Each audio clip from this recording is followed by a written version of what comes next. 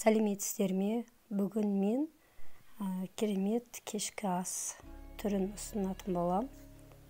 Сіз менің каналыма тіркелмеген болсаңыз, міндетті түрде тіркеліп, соңына дейін видеоны көруді ұсынамын.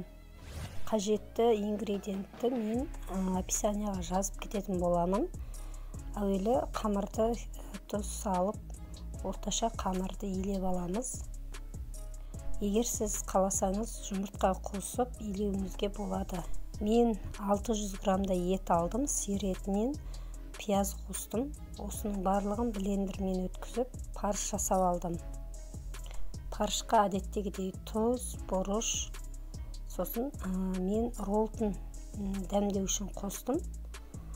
Дәмін жақсырақ болсыншы деп су қосқан жоқпын. Жақсылап араластырып алдым. Кейін көкөністерімізді, яғни картоп, сәбіз және капуста туралдым, яғни қырыққабатты. Кесектеу болса жақсырақ, өйткені бәрін бір кезекте салып пісіретін болғандықтан. Қазір мен қамырды жайып, осындай пішіндес етіп кесіп алдым да, енді бұл да тұшпара немесе мәнті деп айтамыз ғой, соның бір түрі ретінде түйіп жатырмын сіздерге. Беті ашық болады бұл жерде.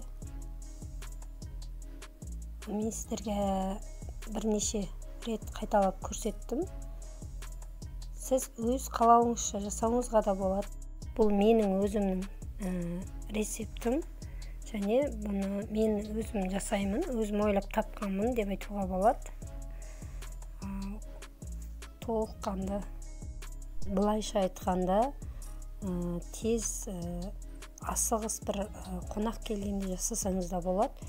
Өте тез әрі оңай жасалады. Егер сіз қаласаңыз, мәнті ретінде түйіп, болмаса тұшпара ретінде түйіп, салып ұсынсаңыз да болады қонағыңызға. Маған бүгін осы түрін жасау керек болды. Сонымен бұл да дайын болды. Ары қарай біз ыдысымызға мен майдың, сорпаның бетіндегі майын қатырып дайындап қоям. Соның шетінен қосып, осылай ертіп толыққанды үстіне біріншіден пиязды қостым. Екінші картопымды салып, мен тұздық ретінде әрдайым қолданам аджика соусын. Осылай көкөністерімізді салып, қуырып алдым да, үстіне су құйдым. Осы көкөністің бойымен бірде етіп суды құйдым, тұз салдым. Болса қаласаңыз бұрыш салуыңызға болады. Тәтті бұрыш.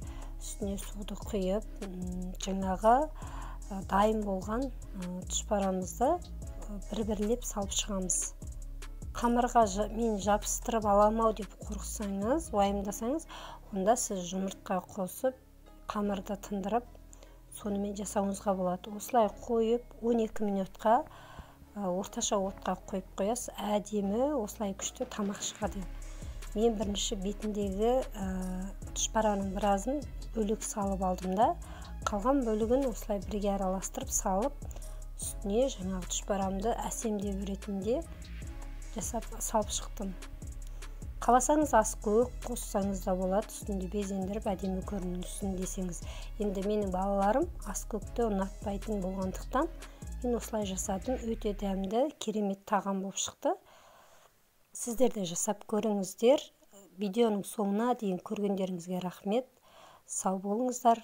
Сіз де жасап көріп, өз пікіріңізді қалдырыңыз.